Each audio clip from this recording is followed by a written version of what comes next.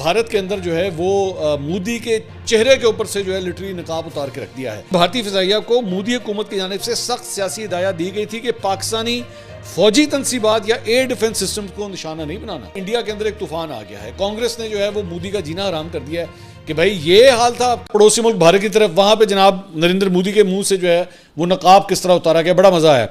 Basically हुआ ये है कि एक डिफेंस अताशी हैं भारत के इंडोनेशिया के अंदर, इंडियन नेवी के कैप्टन है कैप्टन शिव कुमार, ये इनकी तस्वीर भी आप स्क्रीन के ऊपर देख रहे हैं। इन्होंने बेसिकली वहाँ पे एक कॉन्फ्रेंस अटेंड की, यूनिवर्सिटीज़ के अंदर एक कॉन्फ्रेंस थी वो इन्होंने अटेंड की, और उसका जो मौजू था वो बेसिकली इंडिया पाकिस्तान की जो वॉर हुई है उसके ऊपर जो है वो डिस्कशन हो रही थी। अपनी 35 मिनट की जो प्रेजेंटेशन थी, जो गुफ्तगू थी, उसमें कैप्टन शिव कुमार ने कहा कि जी उससे पहले एक इंडोनेशियन मुकर्रर आए थे वहाँ पे, और उन्होंने कहा था कि जी इंडिया के कई जहाज़ जो है ना वो गिरे हैं इसके अंदर, इस जंग के अंदर जो है वो गिरे।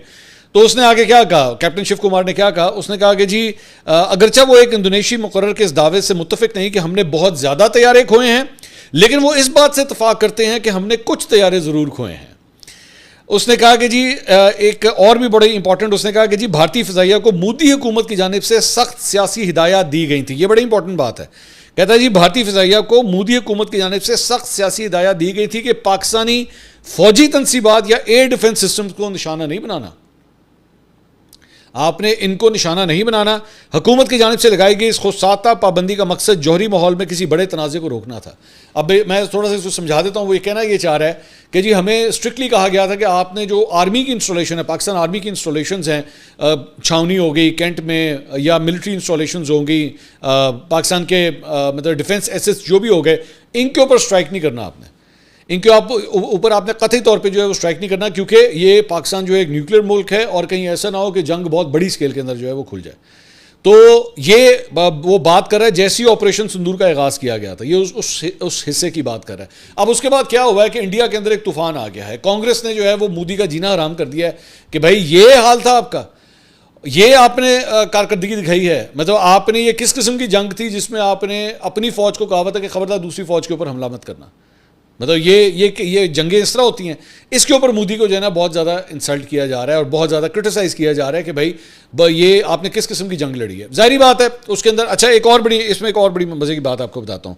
ANI के ऊपर जो है वो एक पॉडकास्ट होता है और वहाँ पे प्रशांत किश्वर हैं, वो आते हैं वहाँ पे। प्रशांत किश्वर जो है वो मैं आपको बता देता हूँ, वो जान स्वराज पार्टी के बानी हैं और सियासी स्ट्रैटेजिस्ट हैं, ताल्लुक़ उनका बिहार से है। तो बिहार की पॉलिटिक्स, बिहार के इलेक्शंस होने वाले हैं, तो उस सिलसिले में ANI ने उनको वहाँ पे बुलाया हुआ था। अब उस पर कॉमेंट करते हुए ये जो ऑपरेशन सिंदूर है इंडिया का, उसने भी बड़ी क्रिटिकल एनालिसिस दिए हैं इसके हवाले से। वो कहते हैं जी अगर पाकिस्तान पर ऑपरेशन सिंदूर की वजह से दबाव था और पाकिस्तान की तरफ से सीज़ फायर के लिए कहा जा रहा था, तो इंडिया ने क्यों सीज़ फायर किया? बड़ा वैलिड पॉइंट है।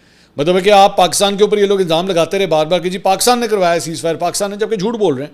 उन्होंने कहा अगर उन्होंने कराया था तो आप क्यों माने, आप करते रहते, आप जंग लड़ते रहते।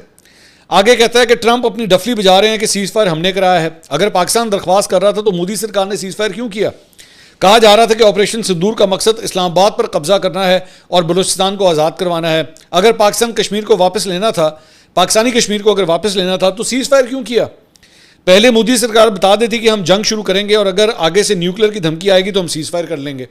पाकिस्तान ऑपरेशन सिंदूर के बाद तो न्यूक्लियर स्टेट तो नहीं बना, जिस तरह उसने कहा पाकिस्तान ऑपरेशन सिंदूर के बाद तो न्यूक्लियर स्टेट नहीं बना, जिस तरह सीज़ फायर हुआ उसका सियासी तौर पर बीजेपी को नुकसान होगा।